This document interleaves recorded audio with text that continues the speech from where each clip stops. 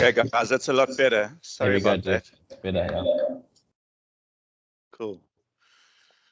Okay, guys, we've got a few newcomers this morning. Mike, I know we've chatted over LinkedIn over a couple of years, but we've never actually met. Welcome. Yeah, correct. Thanks, Dirk.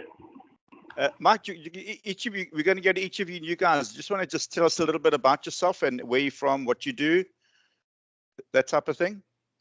Okay, I'm based originally from Durban, based in Durban. Spent 15 years in the UK, but when I had kids, I wanted to come home. Wanted the kids to come to school here. We've been back in Durban for 11 years now, I think. I joined the industry in May 2014 with a Liberty franchise. And after 2.5 years, once I'd passed my NQF 5, I decided to leave, to move on into the IFA space. Was with a company called Prism for a while, and now I'm with a company called Oracle Broker Services. And I'm wanting to learn a lot more about lifestyle financial planning. I believe it's the way to go. You get disillusioned with all the way the industry is at the moment, where it's all just based on sales, and targets and everything. So this is not for me. Okay, cool. And Mark, your business, I think, is it an EB business, or what do you guys mainly do? Everything. So I've got 2 EB clients at the moment. I don't have a lot of individual clients. I don't want a lot. I think I'm sitting at around about 70 at the moment. I'll probably want to get about another 50, 60 clients. So it's across the board. Okay, great. Thanks, man. Whereabouts in Durban? Sorry, Mike. In Westville. Well, Cowie Hill. Okay. I'm in Westville, so. How are you? Yeah, so we should meet up for coffee sometime. Yeah, that would be good. Great. Thanks, Mark. Lorenda, am I correct? You work with Frank? That's right, yes. I've been working for Frank for 18 years. And yeah, he does the accounting and the lifestyle financial planning. So I assist him on the lifestyle financial planning side. Okay, excellent, great. Yeah. Okay, I see Ryan's battling to get in. They've also got a problem at the office with the signal. So I think let's just kick off. We're recording this, so whoever misses it will be able to listen that on. So yeah, the idea was to kind of just go through models and processes and things that various of us use. I know, so Mike, probably people like yourself, and I know Ferdy and a few others are kind of trying to decide, what tools to use, because there's a lot out there, all the behavioral stuff and cash flow models and CRMs. So I thought the best thing was let's just chat about what various of us are currently using, the pros and cons, and then obviously anything new that we'd be looking at. And Russell, you're in the hot seat, buddy. Morning, everyone. Morning, Mike. Welcome to the Lifestyle Financial Planning Group. I'm glad we expanding for us compared to like when we started. Yeah, I don't have anything formal planned, but I do have kind of like my process and what tools I use and what kind of like work for me and like my team as well. So just to give you some background, most of my team and I, we work remotely. There's about me and 3 other partners, and I do the lifestyle financial planning side and also a bit of tax consulting, but there's about a legal practitioner, tax practitioner, and then also we have a real estate and medical aid specialist as well. So we kind of work as a team, and it has been, I would say, with COVID and working remotely, we had our challenges in the beginning. We were used to working digital, But I think just not having that social interaction or being able to like just go to the next door and so forth, just if you have a problem and all that, was a bit challenging at first. But we've kind of like overcome a lot of those obstacles. And now also with dealing with clients, a lot of our process we tried and tested quite a few, I would say, apps, technology systems, and things like that. So part of my basic financial plan process, I would say my basic stuff is like currently still use Xplan for my CRM. SMAP, I do majority for most of my planning. They are supposed to be rolling out a CRM system in the future, apparently. That's in the talks.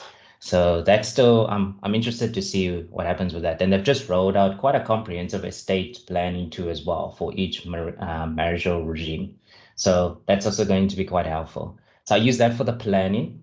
And then for a lot of my signing of documents, I've kind of like adopted it fully now with clients, is that we utilize Quickly Sign, or a lot of other companies where it's like you have licenses with like Momentum, PPS, and Sanlam or Glacier. They all have their own version of Quickly Sign, obviously brand, but most of them are usually really acceptable. And the nice thing is that you can build your templates onto it and then upload any form of PDF. So what I've also learned while, during COVID and that is that because our time is so precious, like try and automate whatever you can. So if you find yourself doing a task repetitively over and over, try and see how you can simplify the task and also automate it. So it started off for me, like literally typing out an email multiple times that for a client or a certain type of email, I created an email signature or template out of it. A good example is like if you're doing like once-off deposits for a client and it's the same stuff that you'd send over again, it sounds, very minimal, but it's like that 4 or 5 minutes you spend typing out that email. If you can save that by creating a template and making it into 1 or 2 clicks, you take that amount of time that you save times per day, times how many times you do it per client, per week, per year. It's a big saving on time. So that's where my idea came from. So I use that. I use Quickly Sign to sign my documents.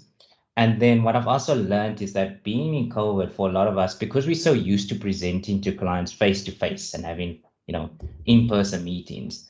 And now with COVID, but also even I think coming out of COVID, since we've adapted more to having virtual meetings with clients, to a certain degree, it takes a little bit more effort, especially if a client's not used to consulting over Zoom or Microsoft Teams. And also we spend a little bit more time going through, their plans and our recommendations and our advice and so forth.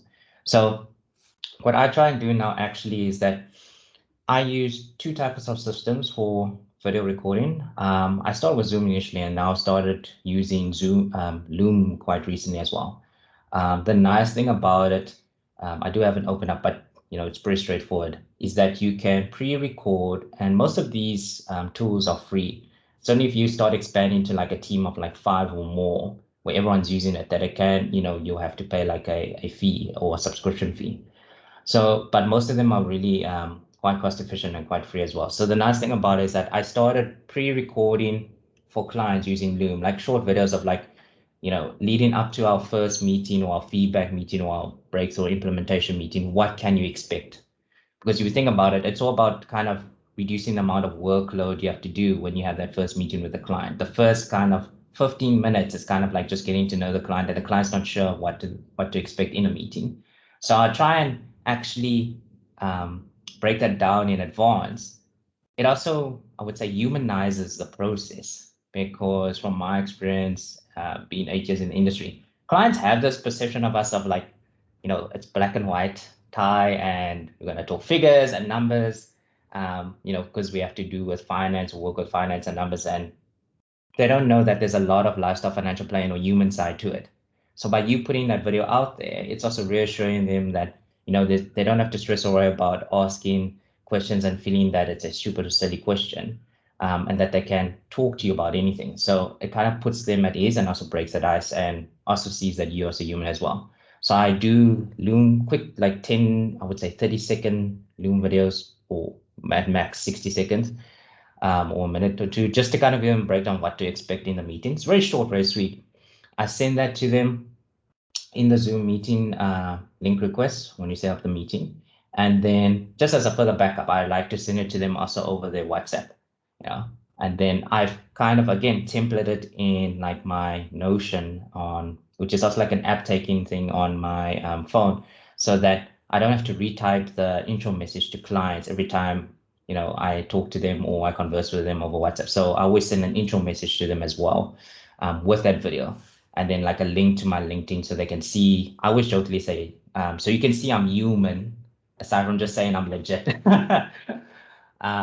And then they can also read up about me and stuff like that. So I use that also to kind of build the brand. And then with the Loom as well, aside from doing intro videos or, you know, videos for clients of what to expect in meetings, I also started using it, and it's been quite effective as well, of like giving them not a full detailed breakdown, but like say a snippet of their plan. So for example, I've been doing reviews with existing clients, and I said, you know, this is your where you're kicking off on 2022, and we're going to chat more about it in our meeting. And it's a quick breakdown of like the asset map. Now, if you're using asset map, or you can use any form of plan to, you can kind of just give them a summary overview so that they have like a basic grasp of like where they stand. And then when you have that meeting with them, then you go into more detail. The nice thing also with Loom, I would say, especially since I my first junior associate last year, it's good for training as well. You know, you can build like a training archive of videos of like how to upload a client, what is the 6-step financial plan process, especially when you're bringing in new planners or people into your firm. You know, what is our process with a client? How do we do a withdrawal? How do we process a risk application, an investment application? Instead of like, for me, if I just had to think about like in the beginning with my first junior associate, like I had to explain things to him so many times for him to like get it. So basically it kind of eases up on the train, but then at least, you know, like when you have check-ins or team meetings with your team, then it's mainly like, okay, you know, off what I sent in the beginning of the week, do you guys have any questions? What are your growing concerns? So you're actually touching the core things that they are, you know, concerned about. So that's how I use Loom. And then for social media side, so I'm predominantly on LinkedIn, but I am in like expanding more this year. But what I've also started experimenting with, which is quite nice, is that, and especially if you like kind of growing your business and you haven't hired a social media person. I haven't hired a social media person. I know Ben's a social media person for client care, but it can be quite time consuming, like trying to get your brand out there and you trying to also post and things like that. In addition to like bulk of our work is like advising, looking for new clients, and also planning, right? So I also use something called Later. It's similar to Hootsuite. The nice thing, and all these tools that I've used, they're all fully secure and, you know, protected from any form of cybersecurity acts and things like that. So just to assure you that it's 100% secure as well. But I use Later in a sense of like you can set up your profile and then connect your business LinkedIn or your business Facebook or your Instagram.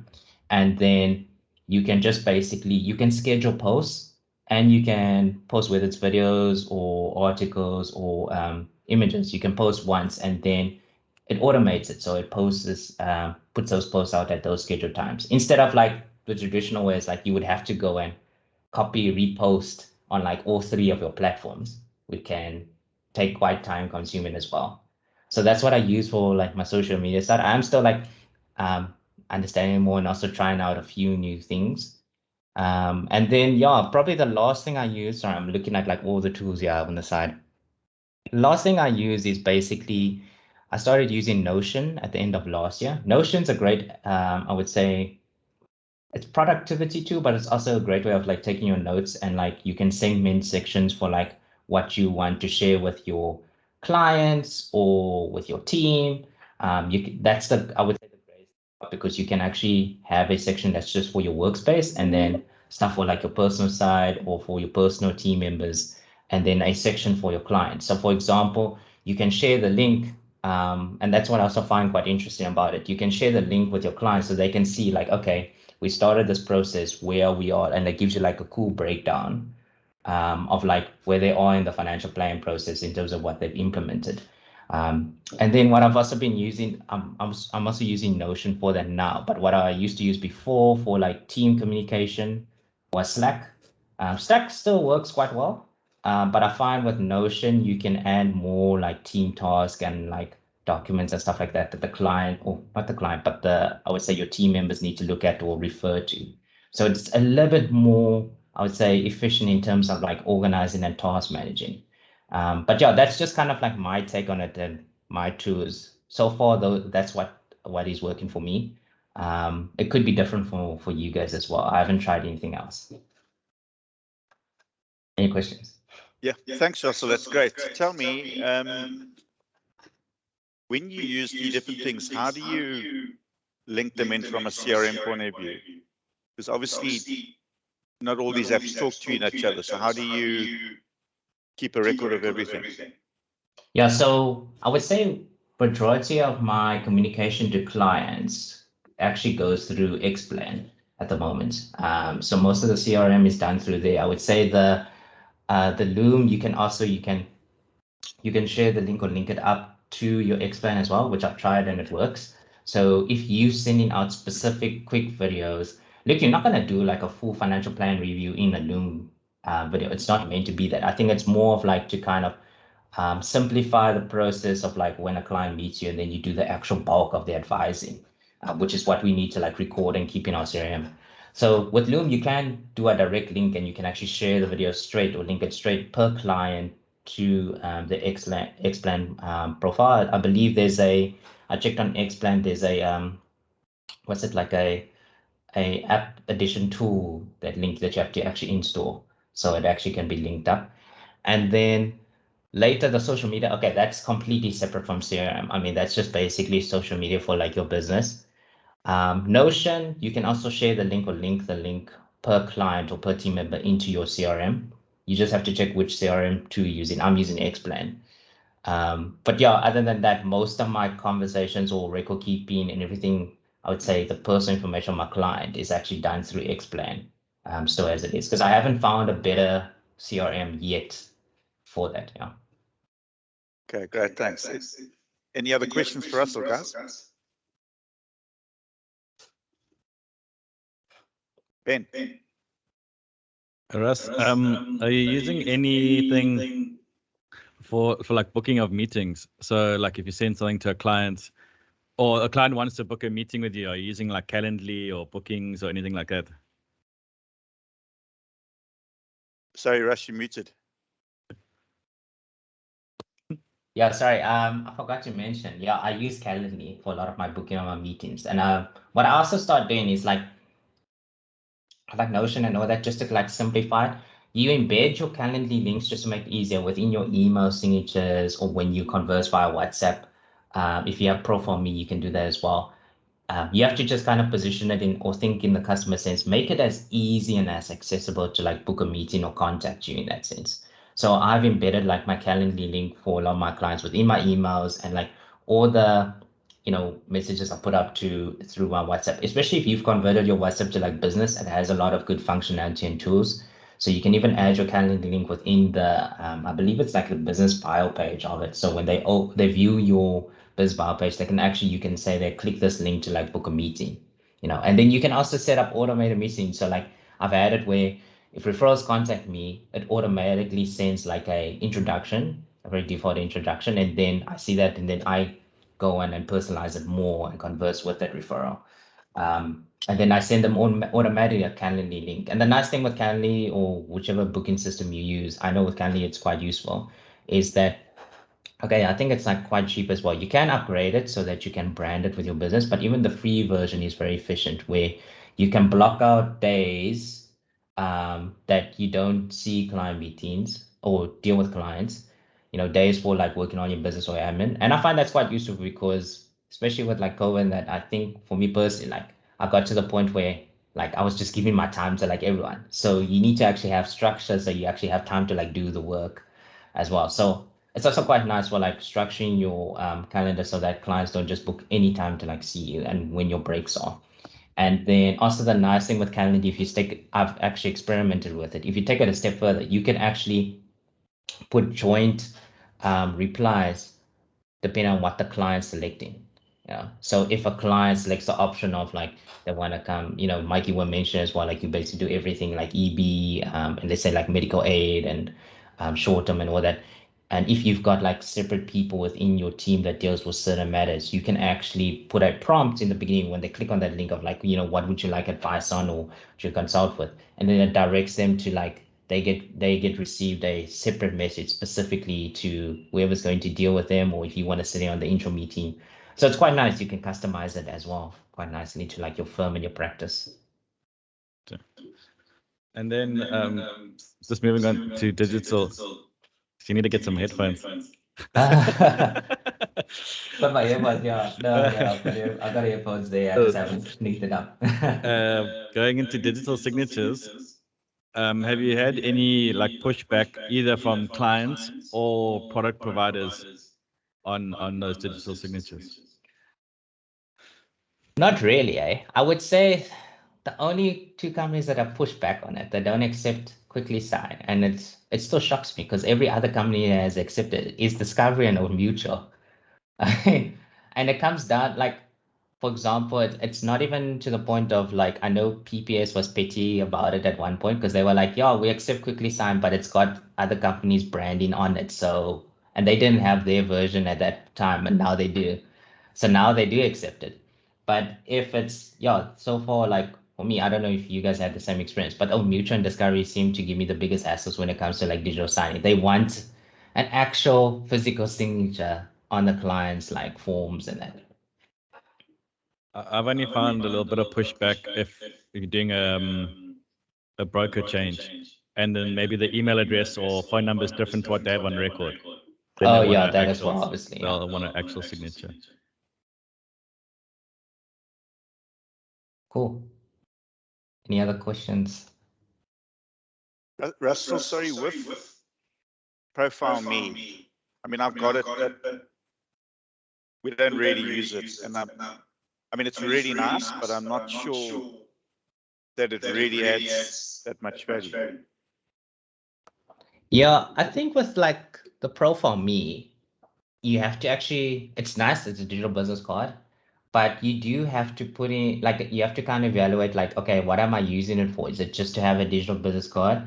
Or how else I can fully maximize it. So like you guys have probably seen like Razan's had a few like seminars on like utilizing as well. The unfortunate thing, you have to put a lot of a decent amount of effort in like getting it out there. So some of the advisors and also what I found from making it work is that you can use it for WhatsApp campaigns, basically with your clients. If you want to share article, or basically it's about just making sure that you are always accessible in that sense. But yeah, you have to put in like effort to actually share it out there and attach to an article or a video of some sort. So in a social media concept, you have to use it as a call to action. For example, what I see a lot is that, not saying it's bad, but like what I see happen a lot, not just in the advisory space, but just in general in the professional or industry space, is that if you think about it now, before we didn't used to have access to a lot of like information or interesting articles about finance, investing, tax, and all that.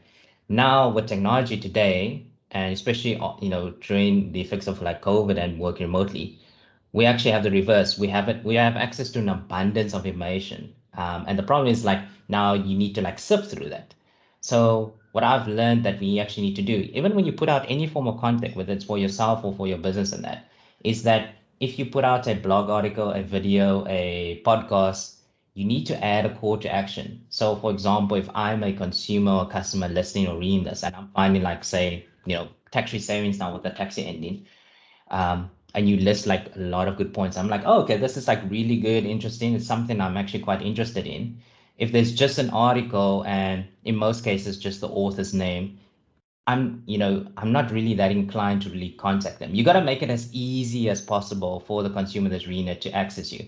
So then if you add like Profile Me or a direct link to your calendar at the bottom, you could say, look, if you want to chat more, book a complimentary session with me, and here's my profile link.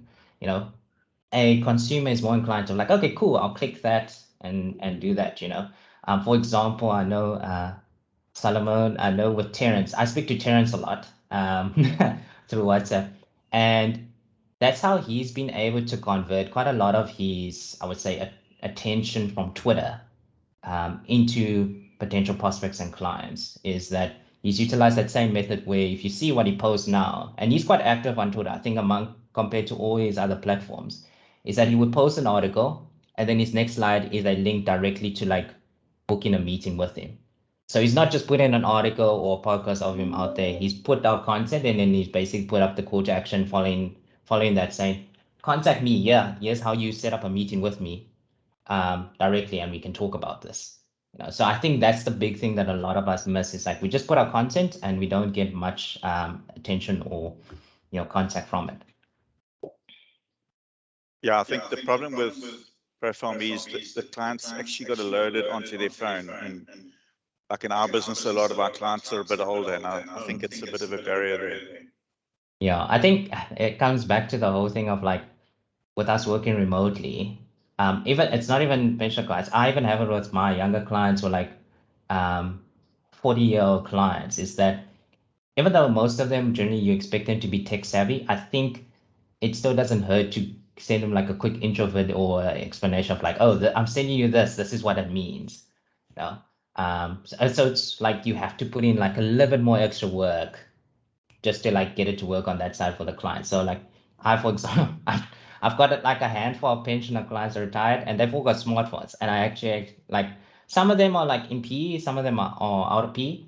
I've had for the ones out of PE, I actually had to send them like a quick Loom video to explain it with me visually explain like this is what it means like with my phone and all that. But the ones that I couldn't meet in person, I actually just like sat down and showed them one time and then afterwards they got it. Yeah. Great, thanks, man. Alex, I see you got your hand up. Yeah, morning guys. Sorry, Russ, I missed the first bit of the meeting there, so apologies if you've answered it. But a lot of the things that you've showed us so far are really cool. But when it comes to the technical, actual tools that you use to do the financial planning for clients, what tools do you use there, and where does it fit into your process, and when would it come in? Cool. Yeah, so I didn't mention at the beginning. So I still use the traditional plan to use. I use Xplan for my CRM, predominantly for my CRM, because I was explaining to Dirk and the other guys that I haven't found a better CRM system yet. Like we've seen, there's a lot of cool CRM systems overseas. I guess the big hurdle is like trying to get that over at like a reasonable price and then converting it to South African terms and basis. And sorry, like the technical stuff, like if a client comes with you and wants to know how much to withdraw from a certain amount. Oh, the technical stuff. So I use a combination of SMAP. SMAP for most of my planning is what I use. And then for a lot of the investment projections, I don't use all of it, but for the investment technical stuff, I use Glacier's ICE2, which isn't too bad. It's not the best, but it isn't too bad. But predominantly, I utilize SMAP more for a lot of my planning to explain the technical side and for the client as well in terms of their planning and their finances. And how far into your process would you go through that with the client? So with that process, I would say pretty much it depends on what the client comes to me for. I mean, I do a full holistic financial plan and lifestyle plan with them. So for example, if they come to me for like risk or it's about a property, we obviously deal with that first, or I try and get a good understanding of like what is the basis for seeing me about that. And then I started having a more thorough discussion of like, okay, so like how else have you done or sorted out your finance to date? And that obviously leads to like not only more business, but more conversations with the client. So at most, I usually have like 4 meetings with the client, and then I have ongoing meetings in the future with them of handling their plans bit by bit. Because some of them don't want to implement or change everything completely immediately. So you have to do it in like, I would say, small chunks for them. And then, yeah, I would say I predominantly use that for the plan side, also to like track the progress. And then I think you also mentioned what is it? You mentioned the one technical part of it that you wanted to know with the client's advice process. Yeah, so if a client comes to you, say for retirement, and or she wants to know how much should we take out, how much we should draw down, all the tax implications of all of that. I mean, we use SMAP, but that might not, cater for that extra technical stuff, the estate planning and all of that. So is there a tool, for example, we use the Wealth Integrator. Is there a specific tool that you use to, for that? So you muted still. Sorry, I muted you, Russell, because the feedback's quite bad. Yeah, sorry. So I was also just telling Dirk now as well. So before, for the estate planning side, I would use Momentum's Fulcrum, which is quite comprehensive, as well when it comes to like the estate planning. And then I've got Francois Tax to do specifically taxes, but he's also releasing apparently a more updated and better online version quite soon. That's on those specific areas. But now with SMF, like I was mentioning to Dirk and the others earlier on, they've actually rolled out a quite a comprehensive estate planning too as well, in addition to the normal SMF. So it's quite nice because I would say it accommodates all the marginal regimes and then also all the tax implications and differences. So what I usually do, it's a bit of extra work, but I would say Franchise 2 is really efficient and also really comprehensive and in-depth. So I use that primarily for working out, making sure that the taxes are worked out exactly correctly. And then I implement that, or I input that into the SMAP. But now with the estate planning too, I probably wouldn't have to use Momentum's Fulcrum as much. You know, as long as like the SMF estate plan is like fully comprehensive as well. Cool. Cool. Any more questions for Russell, guys?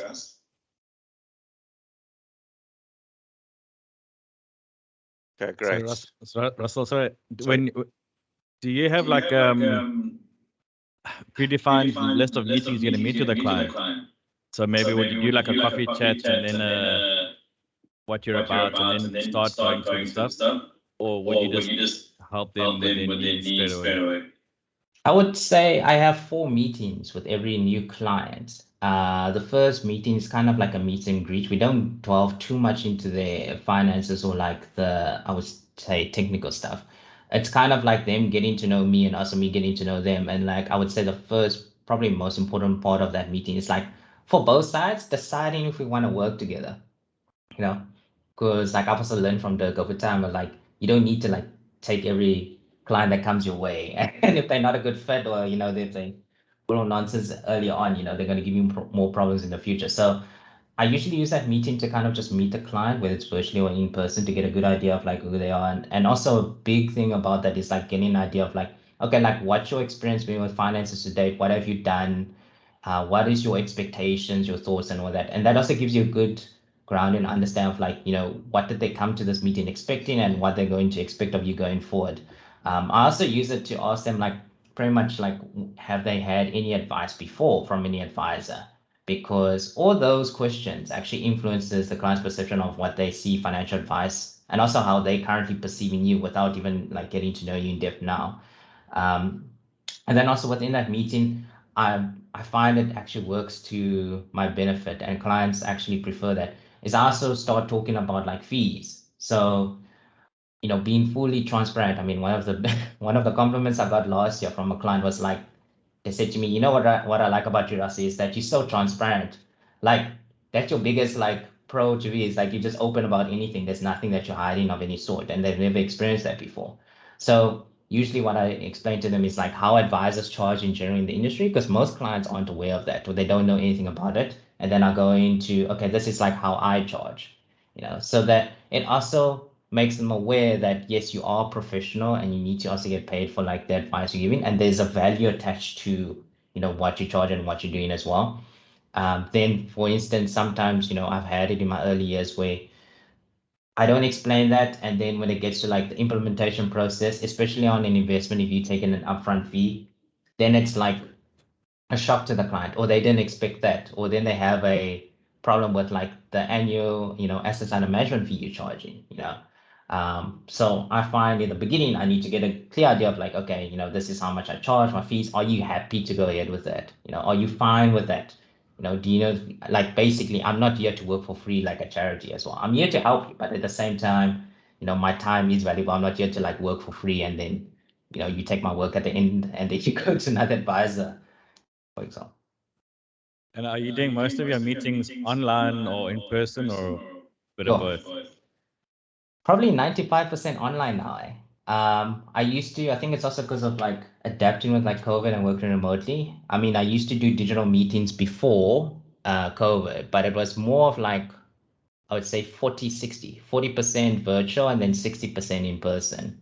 And then since moving with the COVID as well, since moving to like adapting to like virtual and digital meetings now, I would say probably I do 95% of my meetings are all virtual, and then 5% is like the handful of clients that want me to see them in person. And it's predominantly my pensioner or my older clients that are based in PE that I see in person.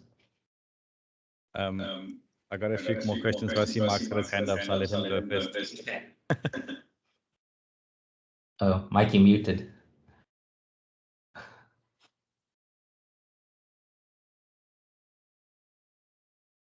Here we go. Can you hear me? Yeah, I can hear you. Hey, so I've got something that I'm thinking about in sort of fee-based. I know a lot of you guys are already fee-based. How did you go about setting up your structure for how you charge?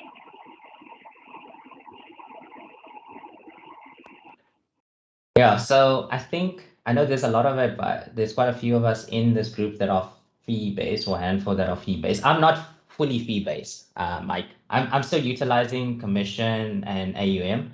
I'm busy building and I have started testing out a fee-based model. Predominantly for like you get some clients that are, especially I've got younger professionals that are used to like managing their own money and they just want to come to you for like a plan or guidance or a soundboard. So I'll be honest, I haven't fully adapted a fee-based model. I know I've looked into charging per hour and then also per plan and that, but I would say I'm still probably in like the research phase. I haven't fully adapted a model for that yet. It's more for like the tax advisory side. We currently charge per tax task after we evaluate the client situation. But on the financial plan side, I'm still just charging through commission, AUM, and as and when fees, or combination of them. Mark, thanks for that question. I think what we'll do is we'll have a session on that, because I don't think there's no right or wrong way. There's what works, and you know, especially in this group, there are different businesses at different stages of development. So I think that's a good opportunity we can do maybe in a session 2 or 3's time, is where we run through the different ways that different businesses charge, the reasoning behind that and all that. So thanks for that, because I know it's something that everyone's thinking about and front of mind. But again, I'll just stress, I don't believe the only wrong way is probably commission on investments, but for the rest, yeah. Guys, I see I don't want to run out of time. Alex, can I hand over to you and just let you take the floor there. Thanks, Russell. Cool, thanks. The question was, what tools do we use within client care? And we actually made a list towards the end of last year or beginning of this year of all the things we use. And we've played around over the past few years with things that have worked, with things that haven't worked, and we're slowly starting to build a process that where we implement everything. So for example, Russell mentioned Asset Map, and it was a case of we use Asset Map as well, but where do we put it in our process? Do we send the discovery link out to clients? Do we do it ourselves? Where does it fit in? Then we've got another tool that we use called the ROL Advisor, which is, it's a nice link to send out to clients before our goal setting meeting, because it can provide a bit more, meat to that conversation. Then after that, we played around with an app called Quill, which is kind of like a business WhatsApp messaging service or app, where all messages are encrypted. At the moment, we're still just using that for our internal communication with within client care, within the staff. We haven't tested it out properly with clients yet, because it requires them to download an app, and we're not 100% sure whether that will kick off. But it is it's cool in the sense that you can customize it to your own branding, and it is a cool communication tool. And then, as Russell said, I think Dirk mentioned previously, we also use the CRM Xplan, but we are looking at alternatives at the moment. So what I thought I'd do today is, a lot of chat has been spoken about Asset Map. I just want to ask Russell lastly, sorry, with your Asset Map, do you use the discovery link or do you add manually? So I predominantly, I do both, but I find with a lot of my clients, I actually use the discovery link more so because I formulate it into my first meeting. So I kind of give them breakdown like, okay, cool, like what we're going to do in the next meeting, the feedback session. I'm going to actually give you feedback on everything. And then what I need to do actually is have a look at all your portfolio and information and your financial situation so I can get a good grasp of it. And then I've kind of also automated. So I would say, what I'm going to do for you after this meeting, I'm going to send you 3 emails. One is basically going to be, and this is also kind of automated. I've bought a template out of it.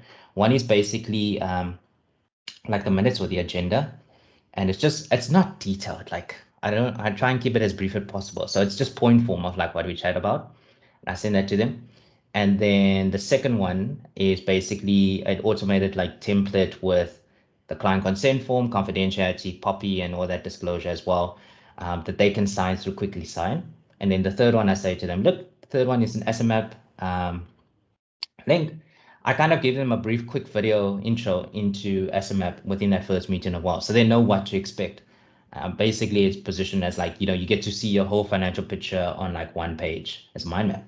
And I send that to them. So with a lot of my clients, they do that, and then within like, I would say the next few days, at most a week, I get everything back basically from them. But usually, yeah, I would say the longest I've had to wait for a client was probably 3 days after the meeting, and then I get all those details back from them basically. And then yeah, that's how I work with SMA. Okay, cool. Thank you. So at the moment, we've played around with the discovery. We use it more as a tool that we put in our developing scenarios meeting. But I thought what I'd do is, I know there's a few on the call who probably have heard us mention SMAP quite a few times, but still not exactly sure what it is. So I'm going to do a quick demonstration. Just let me know if you can see my screen. What are you guys seeing at the moment? Seeing your outlook. Okay, let me move that over there. And now? Still Outlook. We can see your asset map. Okay, perfect.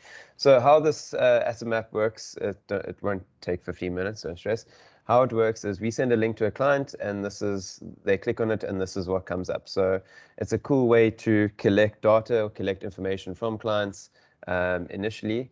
So, I mean, how it would work very quickly, you'd put in, this is what the client would fill out. I'll just call it Alex Test, male, 28. Let's say if I had a partner test, email, and let's just say it's just the two of us. Now we can start looking. So this comes up, and it's very easy. Let's say we've got, we want to talk about the incomes. Let's say we've got property, we've got some investments, and maybe some liabilities.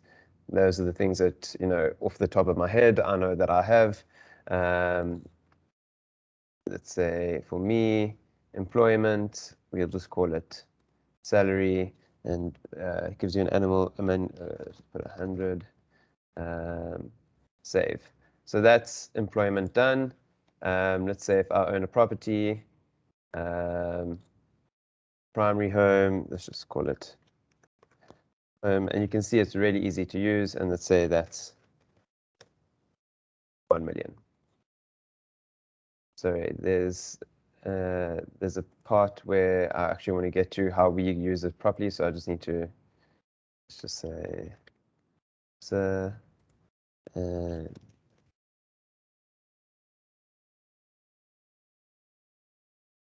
and investments. This is where it gets quite cool. So let's say I've got a retirement fund at Wealth, and it's R1 million, save, and let's say I've got let's say I've got another retirement fund, just call it a work pension for for 500,000, and let's say I've got a provident fund worth 200. So this is what a client would put in, and we can see this all looks cool. We will then get a, so this is something else that could be on the client's mind while they're busy talking about it. Let's say retirement planning, caring for a parent are the important things. Nope, all done, congrats. So that's all the client has to fill in. Then what will happen is we will go back onto our dashboard. We can view the household index, and it's just, okay, it doesn't seem to be pulling up right now.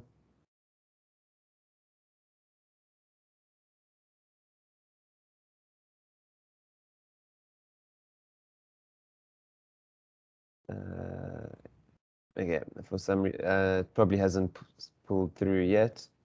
But what I can do is, let me just look for one that I've done.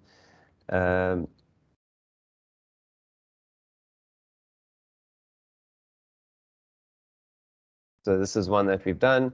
And once the clients put all that information in, this is what it will pull through. So this is just another client.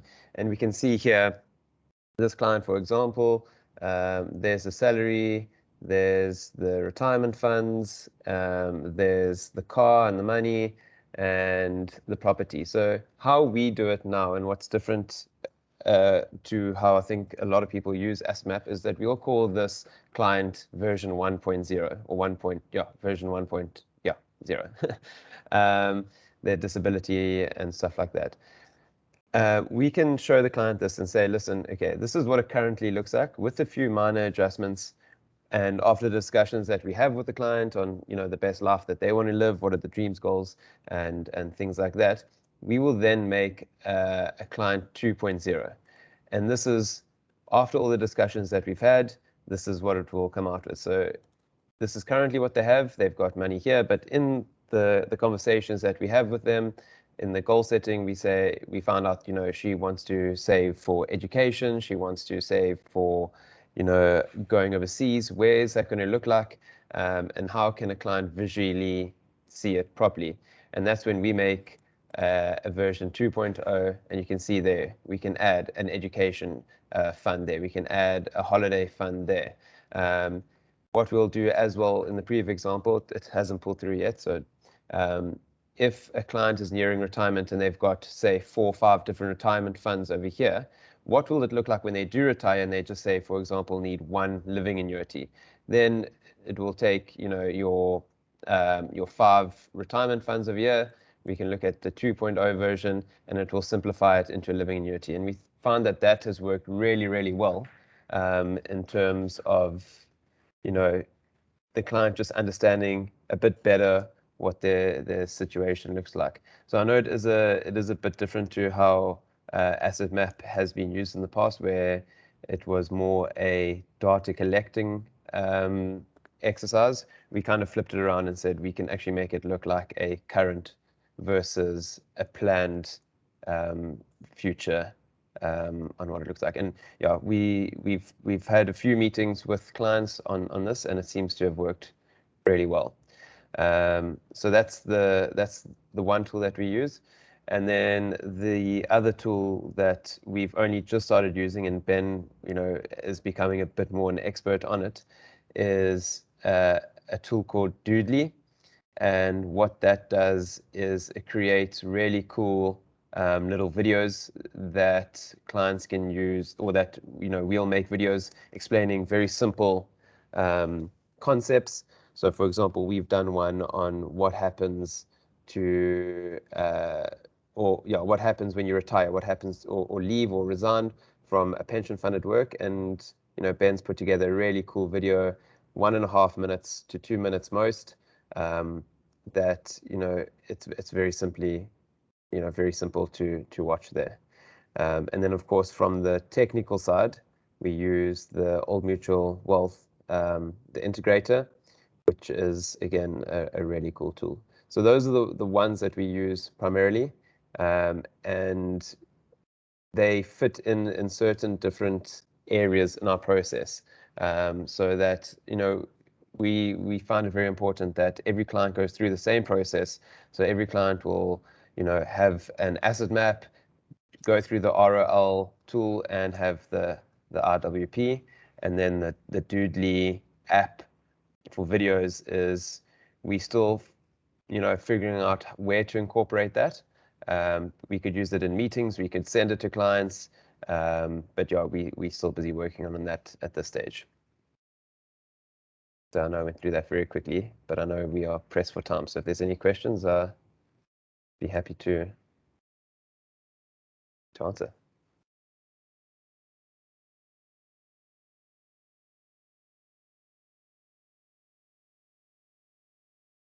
No, So cool. just to elaborate on what Alex has shown, what we've decided to try and do is, you know, when you started in the industry, it was 30 years ago, it was like sell a policy. So how do we do that? And it just evolved all the way along down the line to having firstly a proper onboarding process, which we then created. And then obviously it went to onboarding, ongoing advice, and then a review process.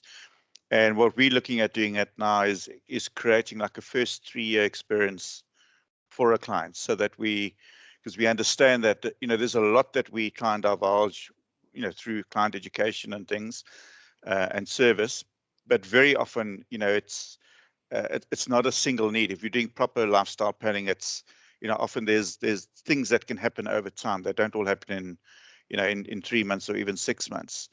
And that it's with that in mind that we've looked at these various tools to see, you know, where we can incorporate them down the line. So instead of trying to do everything in one shot, what we're trying to do now is space it out a little bit more and kind of run at the client's pace. Because I think we all know you'll get some clients that will participate in your process a lot easier than other clients.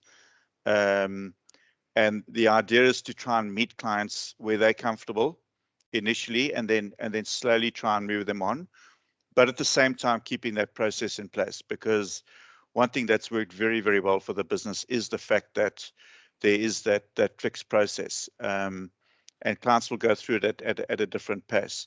But it means that no matter who the client works with in the business, we know that if they're at this point, we know that this is what they've actually been through, and they've had a similar experience.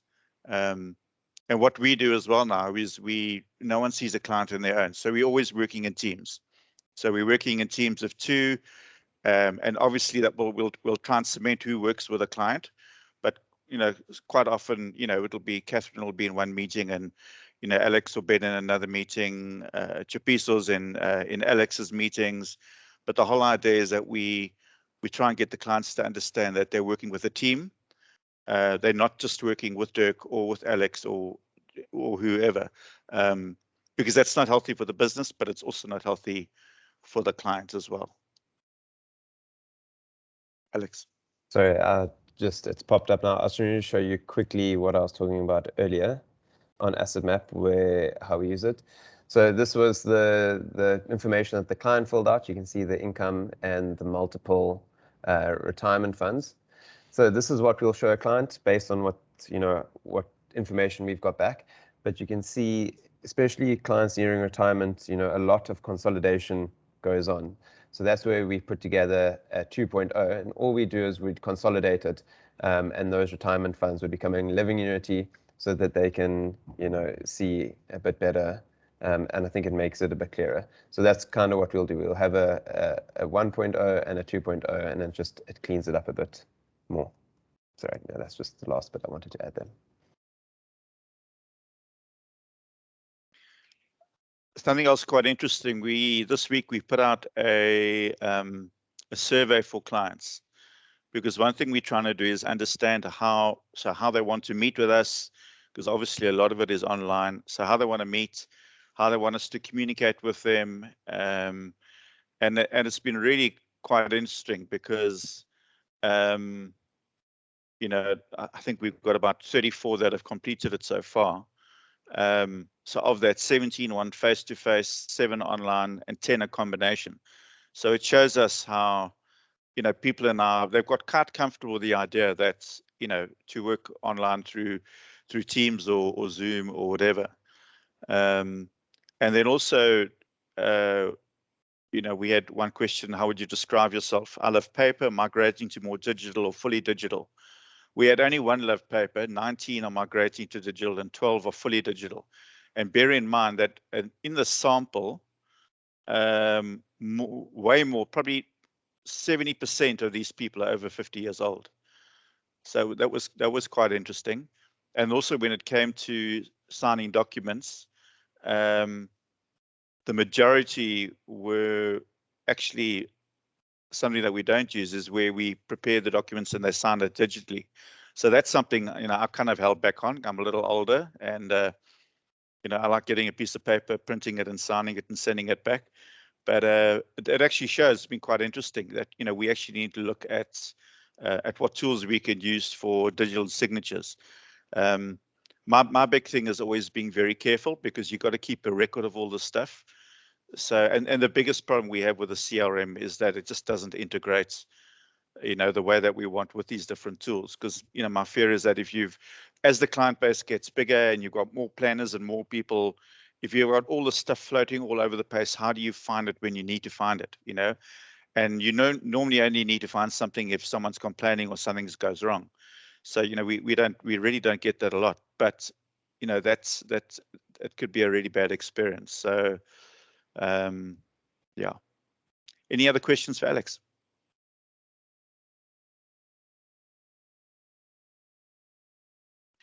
If I could just ask June, I see June, you joined the call. Now we use, we've got a version of Xplan, and then we have a special deal because we work with our mutual wealth with Asset Map. And there are various models. You know, there's one where it's just a planner, and we've just gone on to a team version where every planner in the business then has their own logon details, and, you know, everyone can or can't see clients that you do or you don't want. June, I'm putting you on the spot, but do you have, so first of all, can I ask you, because obviously we're not trying to promote Old Mutual Wealth here, but obviously you do provide the services for the whole lifestyle planning journey. So just the cost of that, and then if you know what the cost of Xplan and then the asset map is as well, please. Sorry. Dirk, you are putting me on the spot. I don't have those exact fees, but definitely not for Xplan. But if I remember correctly, I almost think like the asset map fee, if you're a partner with us, is 800 Rand, which if you go directly to them individually, I think maybe Russell can give us an estimation of that, but there's definitely a discount. So according to me, the 800 is less. So there's definitely a discount that we then kind of carry for partners.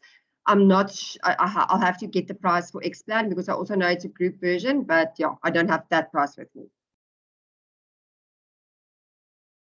Okay, thanks. I know it's something like a 60% discount or something. So it is quite a saving for those who would look at that, yeah. And also just on that, so Russell, maybe you can just help me with that. But yeah, your hand is up. So maybe just the fee that you pay for Asset Map directly. I don't know if you also work through a platform that you get discount. And then every other thing that you add, for instance, the estate planning that they've now updated, I'm assuming that would be an additional charge as well. I'm not sure. Russell, if you can maybe give us some info on that. Okay, let me just put my hand down. Okay, yeah, so I think just in general, so pretty much just on the asset map, I'm just actually pulling up an invoice I paid. Yeah, it can be quite costly, especially if you were like with VAT as well, because they are VAT rested. So it is quite a big discount. You get it with Old Mutual. I'm not with Old Mutual Wealth, but I'm just saying, like, I probably, yeah, if it's just you on your own, it can be quite costly. It's like I'm paying 2127 and 50 cents. So it is quite a big jump. I think for me, it's just like you have to also, and this goes with any other tools or any other systems you use, you have to kind of evaluate, like, because they give you a free trial version, like, to use it. So you have to evaluate, like, okay, the cost that I'm incurring the amount of fee that I'm incurring, is the return in terms of like helping clients, but also the fees that I'm getting back or the commission I'm making back, is it more than what it's costing me? So that's a big thing. I would say just in general, as like a rule of thumb for any tool is like you have to evaluate the value of the price you're getting and also like how much you're getting out of it. So for me, I've been quite fortunate since I started using it last year. Profitability wise, yeah, I do make more than enough to like cover the cost where it's profitable for me. But I would say the discount does help if you are using Old Mutual Wealth and you get that discount.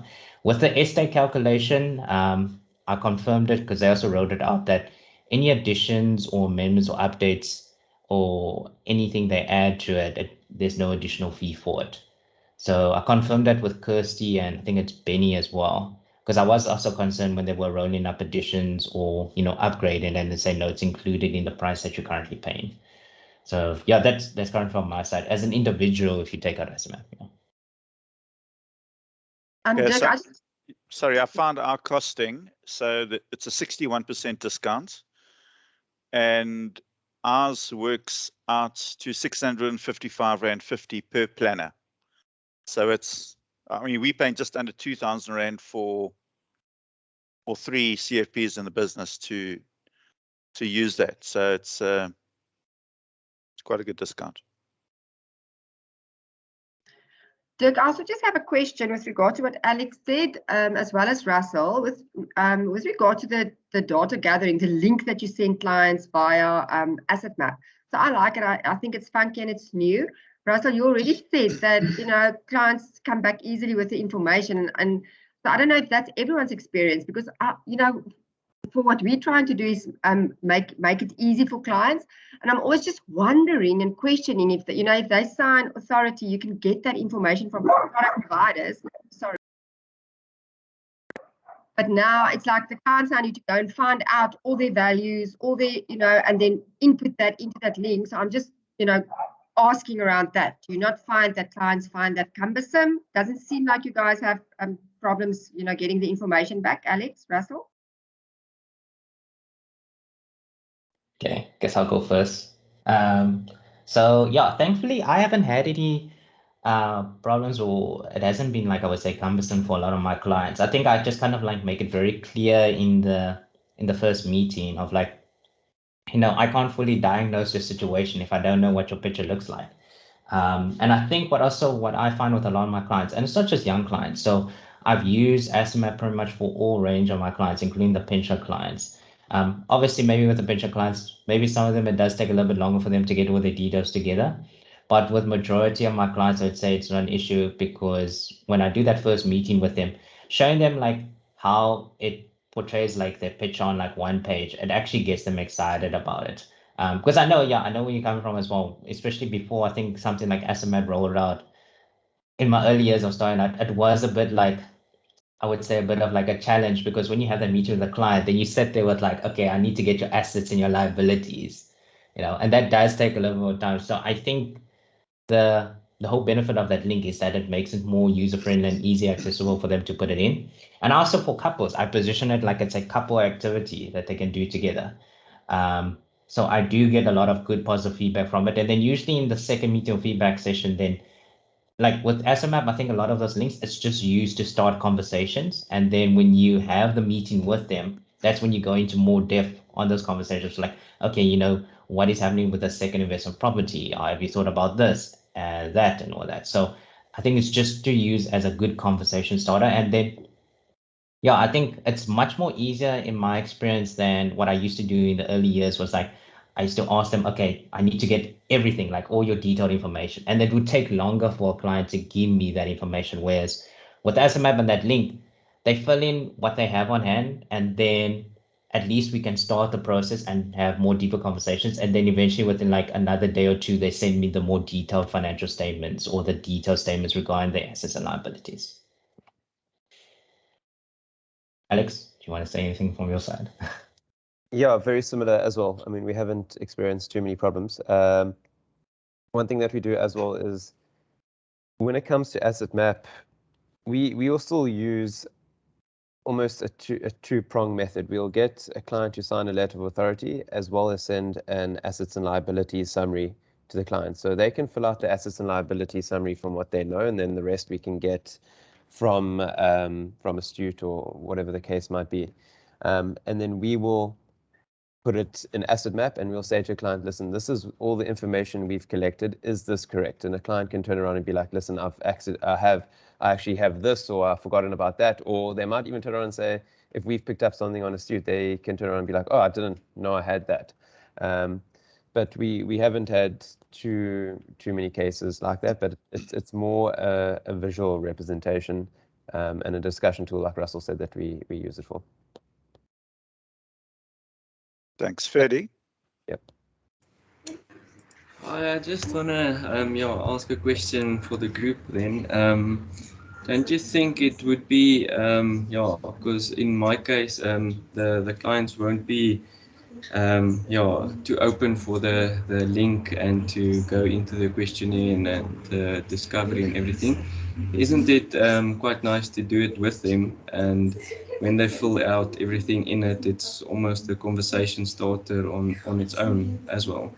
Because I don't have asset map at the moment, and I want to use it in the future, but I have another financial personality test that I use for sort of risk profiling, where I see it helpful when I go through it with the client rather than me sending the link to them and them filling it out.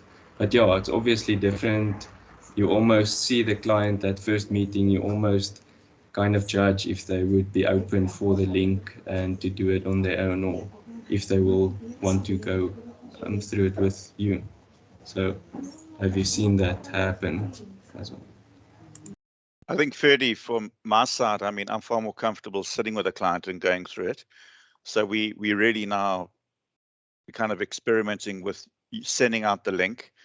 I'm also of the view that, you know, the more often, especially at the beginning of a relationship, I can sit with a client or in front of a client, the more opportunity there is to build a relationship, because, you know, clients are still expecting a very different conversations when they start the journey with us to what they have expected, because they've expected to be about the money and all of that. And like you talk about a risk thing, well, risk talks to money, you know, and how they feel about money, which is important. But you know, I think you know, what can happen is you can also then start talking about high, medium, or low risk, and then you get into the discussions about asset allocation, which clients already don't know what you're talking about.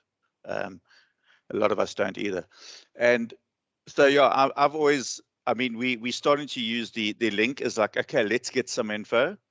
But also you've got to suss it out, because if you've got a client who's involved in business and there's some trusts and he's divorced, and you know, they could also look at it and just say, shit, no, I'm not up to this. I mean, that's my view.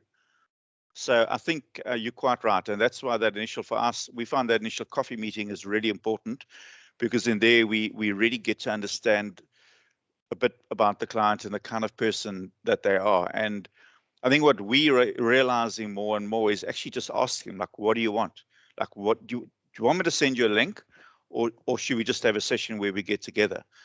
And I think that's quite important, because, I mean, Russell's so right. A lot of these programs or tools are about saving time, which makes us more efficient. But what the real focus should be is saving the client's time. And very often, you know, when you start a relationship up front, you don't want to save time. Then you want to spend as much time with them as you can. Once the relationship's established, then when you're working on an ongoing basis, it's far easier, especially around, you know, signing docs and things like that. But I think for me, we've got to understand which tools make our life easier and which tools work for the clients. And every client is different. So as much as you'll have a process, you'll still adjust it. We find we still adjust it to every individual client. Russell. Yeah, I think just off the back of what you were saying as well, that first meeting is crucial. Like, I would never send the link or anything to a client before that first meeting, because so much of the relationship and trust is built in that first coffee meeting that you have with the client, because then the client makes the decision of like, okay, can I trust this person or not? You know, if you send a link before to that client, you know, if you think about it in the client shoes, they're not going to really, most cases, they won't really fill out that link, because it's like their personal information, and finance is really personal. So I think when you have that first coffee session, it's really important because then they can see that, okay, A, you're human and like the type of person you are. And then from that, if they can trust you, then and they understand why you're going to be asking for this information going forward, then they won't have an hassle, giving you that information, whether it's through the link or in another in-person session. It's also like Dirk says, it also gives you opportunity to suss out how complex their life is, because you don't know until you have that first meeting if the client's got a trust, if he's got a business, if he's part of these entities, if he's got shares and all that.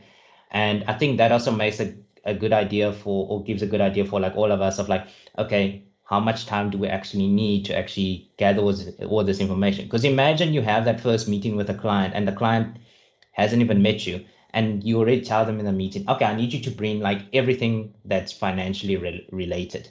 And so the client's got like, they're working, they've got a business, they've got shares, they've got a trust. They're going to bring you a stack of like documents. And then at the same time, yes, we are saving clients time, but you also don't want to, I would say, make it so overwhelming for them that it's like eventually, like I've experienced that before in my early years, where it becomes so, I would say, admin intensive or dragging on that they actually it loses momentum and the client loses excitement.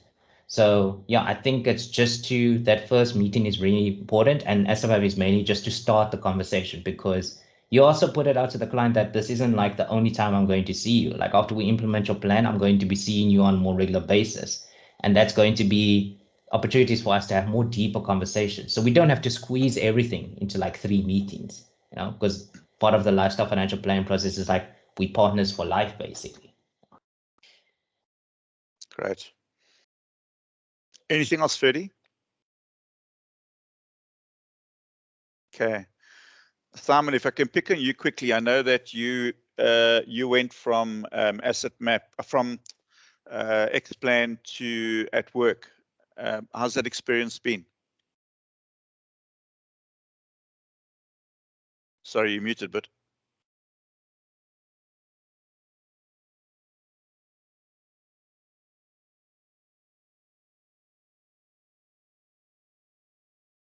I don't know how many times when you click that button it doesn't mute and you end up pushing it about 5 times.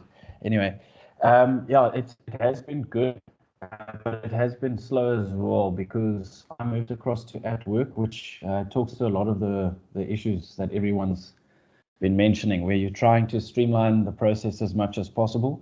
And although you might not get all the information prior to a first meeting or whatever, the aim is to try and it's been mentioned before, but cut out the repetitive, getting the same information or sort of moving away from trying to gather information in your meeting. You want to be doing your sort of onboarding meeting, see if you can work together.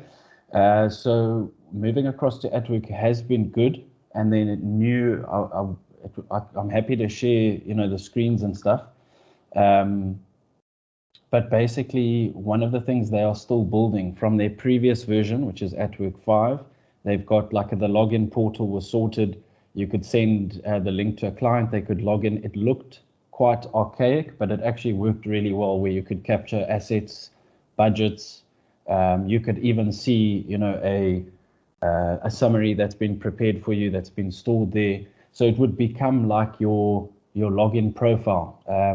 And you can add and edit. You could upload documents, whether it's Fika or whatever, and you could sort of standardize folders that clients can add their stuff in. And then from the advisor side or your assistants, you can sort of drop folders, drop files into the respective folders as well. So the more you engage with a client, whether it's an initial meeting or reviews, you could treat that as like your central place where you sort of share information pre and post meetings, which is quite nice.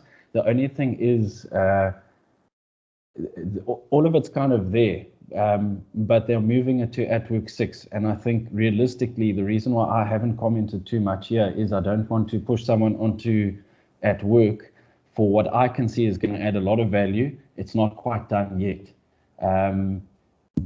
So yeah, I mean, I see it being hugely helpful, and I think the one thing I'm still a bit unsure of that I'm testing is that if at work 6 gets it right, which I think they will, maybe by the end of the year where they've now sorted, your login portal, I think it's going to be a huge jump And I'll tell you all on this group when that happens to say, listen, you guys need to give this a go now because it is there. I'm very happy with Atwork 5, but I don't think it's enough to tell someone to move from their existing CRM yet.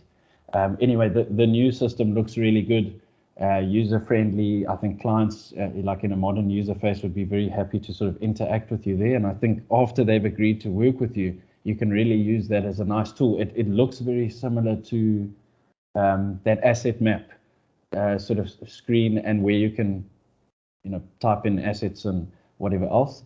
And I think, yeah, it's going to add a lot of value, but it's not quite there yet. The other thing is the FNA. So I use IWP still quite a bit. And I think one of the nicest things about IWP is when you've kind of agreed on actions with clients, when you print that financial plan, it's in a really easy layman's terms, that summarizes your different positions, life before and after the changes, whether it's for death, disability, and retirement. Whereas the aim for me is to have everything in one place, including your financial planning tools. And Atwork has got great tools.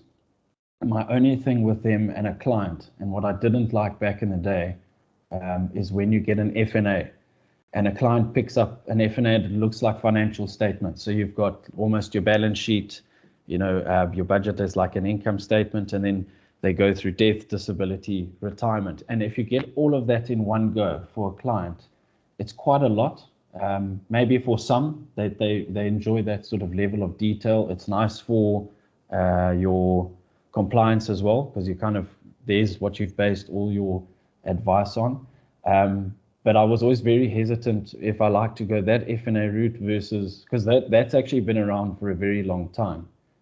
Spotlight and all the rest had all those abilities to include those plans. So I'm still kind of in two minds. I know I spoke with Tian at our last meeting at Dirk's office, and I really like the ability to give someone a financial plan once everything's kind of been discussed. And if they reread it, they really understand, very in a basic language, what's actually been done. And then it's obviously a moving plan. But in saying that, if they get the tools right with this Atwork 6 version, it's so easy to take a previous plan and amend. And you're already working from the base where everything has already been stored. So, yeah, I'm kind of in limbo at the moment. I do everything up until a point at Atwork 5/6. We use 6 as our CRM because it's got slightly better functionality, but they talk to each other at the moment. And then I kind of go and copy that across to IWP to do all the sort of planning. So it's not ideal at the moment. It's like one step too long. And also the info you copy in Atwork, there's supposed to be the sort of bridging link, which Explain does at the moment. There's the link where you can kind of copy it across without having to load it again. Whereas Atwork, Tian mentioned to me that it'll be done by the end of this month or by the end of March. So it's right there, and that will save me a lot of time. And that means I can still seamlessly use IWP to plan. But actually, the ideal situation will be to use it all in one place at Atwork 6, which I think will be able to do that by the end of the year. I always think it's going to be like in the next few months that they'll do these things, but they take a lot longer, and they allocate their software guys to certain small fixes, and then it takes longer. So I hope to say to you guys by the end of the year, whether I can really say, listen, this will do the job of asset map, maybe not quite the same as IWP. I think it's a great tool, but for some of you, it may be nice to have it all in one place and produce your sort of FNAs there. The one thing is loading goals and talking to clients is so quick and easy, and then it sort of filters through into your planning. So it's like I say, I'm kind of 50-50 the way I use both of them at the moment, which is still not really where one wants to be, but it looks like it will be very helpful. Right? Thanks, Simon. Tell me, what does it integrate with at the moment? I know they've built one-way integration with LWP. I know they're working on going both ways. What else does it Atwork integrate with at the moment, So or do they say 6 will? No, so 5 and 6 obviously integrate with astute, obviously, like they all do. So it'll pull that in. I've got all my investment book. So we've got a couple of providers that we use, predominantly 2 or 3. And if there is other stuff, so say if we get appointed and guys are still on, say, a 91 platform or Sunlum Glacier or whatever, that information gets fed through in the background, which is really helpful. We don't have to preload that. And then if they're on our code, we can actually automate monthly, call them wealth statements, which go out to a guy every month, which is just an add-on. From my experience, it hasn't resulted in any negativity or excessive sort of reaction when their money moves up or down. But I think it is nice. It's something I would like to receive on a monthly basis if I'm not going to log in somewhere else. The cool thing there is if you have multiple platforms, say you've got Alan Gray and Glacier Investment that hasn't been consolidated for whatever reason, there may be good reasons for these things. You will see that all on a monthly statement, and you'll see, okay, your RAs, your tax-free, your unit trust, and I found that to be really cool. Even if it helps us sort of prepare for a meeting, it's all preloaded. It's maybe just a short update, but you've kind of got like everything in front of you almost automatically. So yeah, we found that very helpful, and I struggled to get that right with Xplan for quite some time. They do it. It's called data feeds. I just found it a little bit harder to manage. Yeah, and all of that is really just to help facilitate when you sit with a client, there's the information at the touch of a button. If he reports for something or on a monthly basis, he's actually getting a touch point from you. He may not want to, but next month he gets that statement and he says, sure, but something's changed, or I was actually thinking about something or talking to someone the other day. I need to contact Simon and we need to just chat about how something impacts my plan or whatever. Or if they panic and they see the investments are down, is my plan still on track? That type of thing. So it works quite well. And if it can all be done in one place, that's ideally what we're working towards. So hopefully by the end of the year. Great, thanks, Simon. Also in that survey, we asked clients what would they like to receive communication on, and the biggest was personal financial tips, and then financial education, and followed by that things that are happening at client care. So there was very little there actually about the markets, which is like interesting. I mean, but I mean, I didn't realize that personal financial tips would be so high. But yeah, and I think if any of you guys wanted to run that survey, Ben is available. He's like our in-house, I don't say my kitsis, but he's like our fundi on all our IT stuff now, and he's producing some great stuff. In fact, I'll put one of his doodlies on the group because it's really cool. I mean, it is, and this one is personalized to the business. We've recently acquired a nice retirement fund, and we plan to use these videos or these cartoons for financial education. So I think similar to what Russell's using Loom, and I know Samantha Russell told me about Loom a while ago, but let's look into that. But yeah, well, great guys. Thanks to everyone for sharing, Russell and Alex. If you've got any ideas for our session next week, we've recorded this, so we'll put the link out. We understand not everyone's going to make every session, but any pressing matters that anyone wants to chat about, let us know, because we haven't decided on what the next one will be about. The fees thing is definitely something we will do, but we'll keep it very non-partisan. And just really explain to everyone what they do and how they do it and the reasons for it. But we'll see what we do in the next session. But yeah, thanks guys, and have a great week. Cool, awesome. Thanks guys. Thanks, Cheers, Dirk. guys. Thanks, everyone. Thanks, guys. Cheers. Bye-bye. Cheers. Bye-bye. Thank you.